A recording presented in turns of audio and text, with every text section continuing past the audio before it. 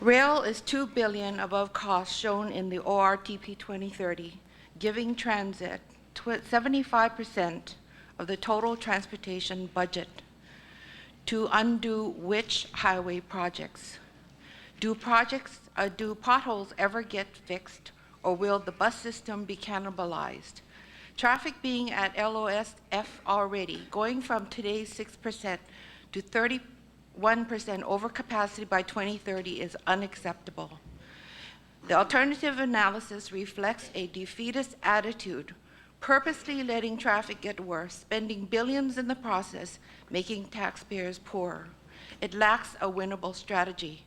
In World War II, the Germans demanded we surrender at the Battle of the Bulge. General McAuliffe replied in one word: nuts. The Allies won that battle and the war. We need that can-do attitude to fight traffic congestion.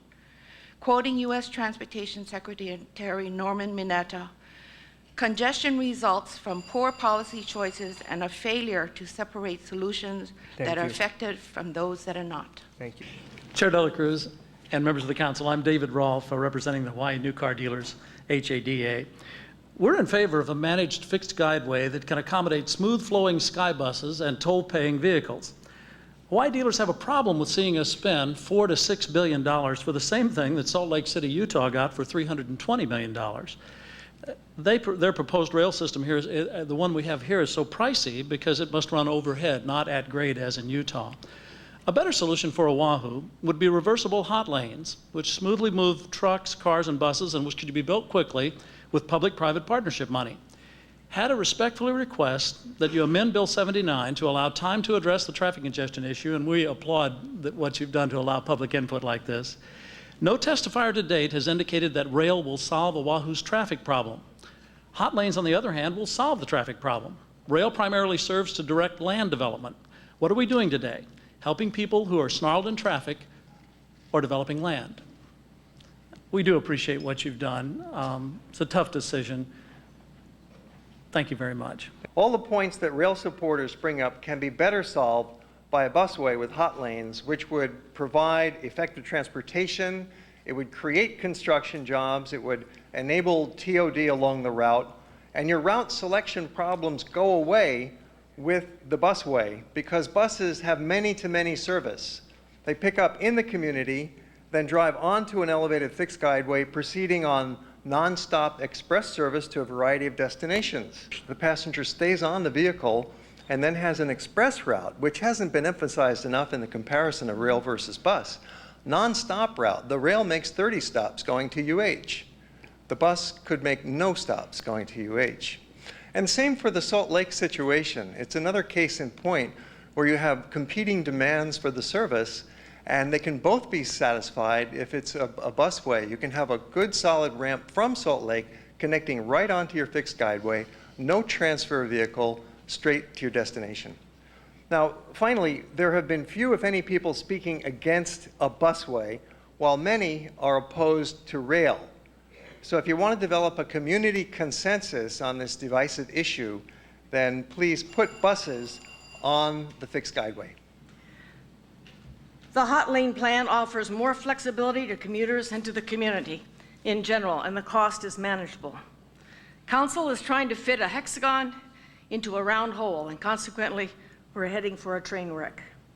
For your information, Professor Prevodoris and several other writers have informative articles posted on hawaiireporter.com, and there's also HawaiiHonoluluTraffic.com. These are very important informational sites, and it's just a mouse click away. Thank you. James Monaco Sr., concerned parent, grandparent. Presently, I've used the bus for many years. I'm a bus rider. Will I use the rail? No. I live in Waianae. Yeah, and we don't. I won't give up my seat on the bus to get on the rail, and they're going to get plenty of people at the bus, the rail station. I may never get a seat. I'll stay on the bus.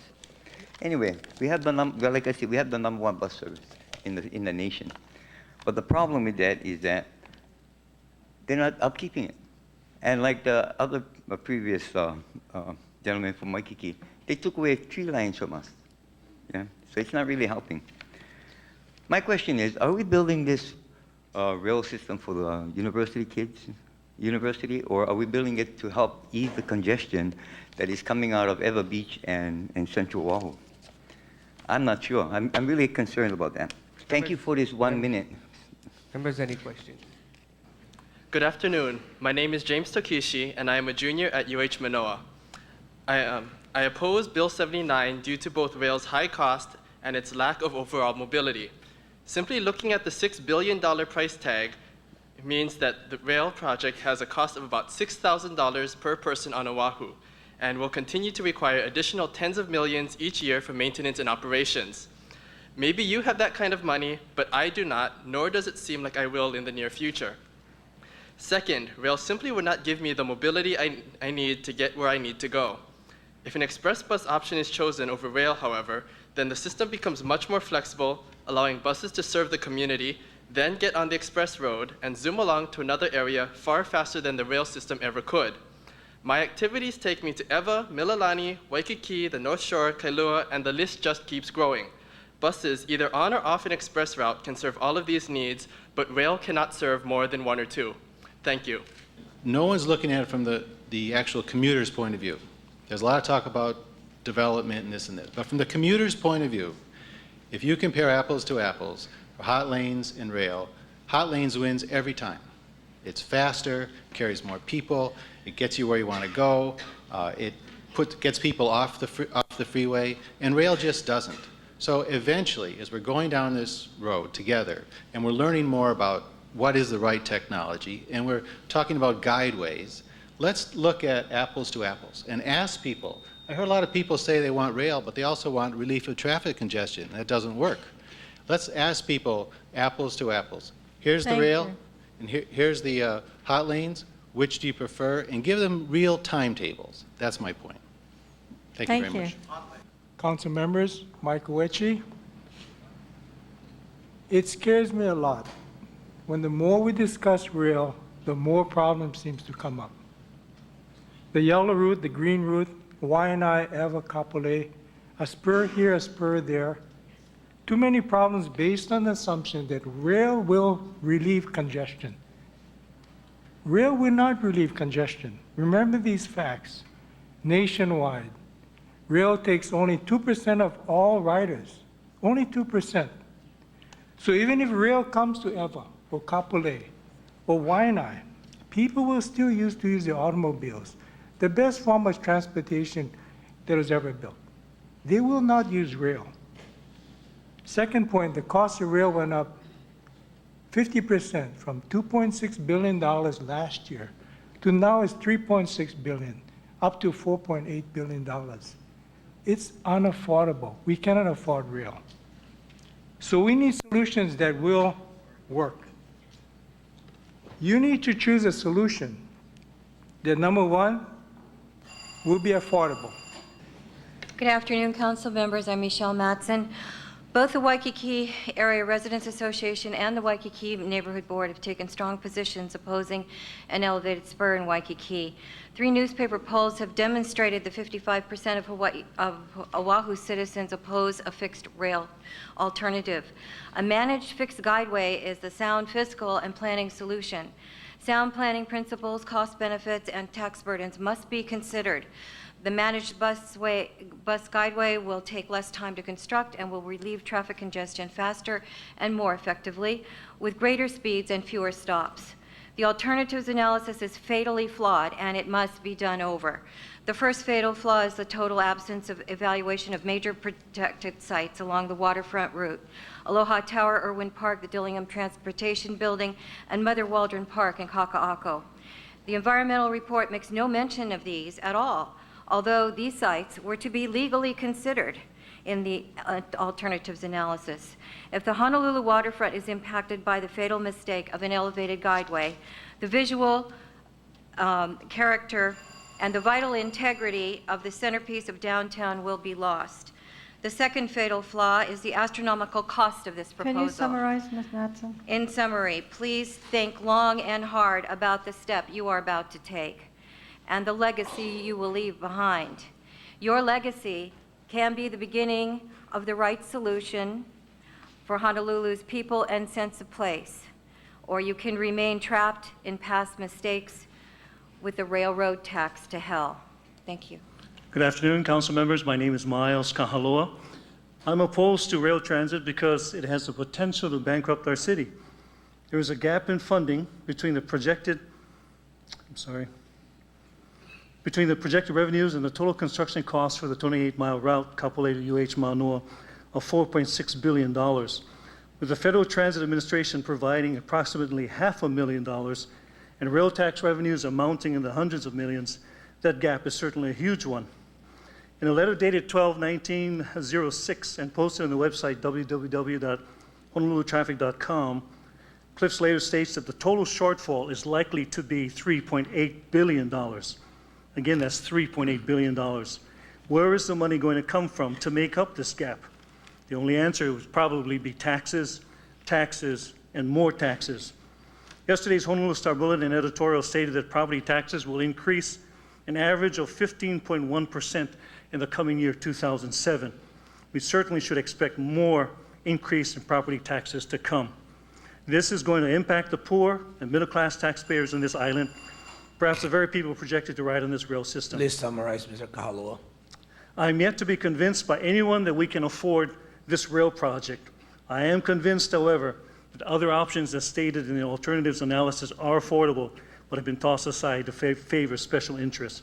Choose wisely and responsibly. History certainly will hold you accountable. Thank you. Good afternoon. Good afternoon. My name is Panos Preveduras, and I'm a professor of civil engineering at the University of Hawaii at Manoa. It is true that Oahu needs a major transportation capacity enhancement along its leeward corridor. As a transportation engineering expert, I strongly oppose any capacity enhancement based on rail. Rail may work only in very dense places with several million people, or in places with too little access capacity like Manhattan and San Francisco. We don't have any of these conditions, and our rail corridor has fewer than 500,000 people. Our focus should be directed on enhancing our buses and carpools. We're by far and wide leaders in the nation in the use of buses and carpools. A high occupancy toll reversible expressway will mitigate congestion. It will be a high-speed, high-capacity corridor for public transportation. It will provide additional capacity for other vehicles, and the toll will pay part of the costs.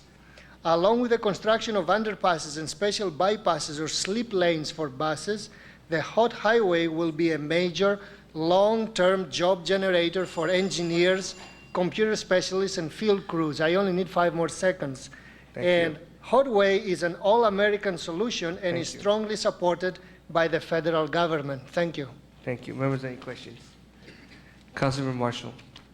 Fit a fixed guideway system with buses, is that the kind of thing that you're talking about? We get a little confused with all the terminology. So as it's written right now, Bill 79 calls for a fixed guideway system, but with no delineation of rail or bus. Right. Is that a good way for us to go? It is an intermediate way. You can do a hot facility that can actually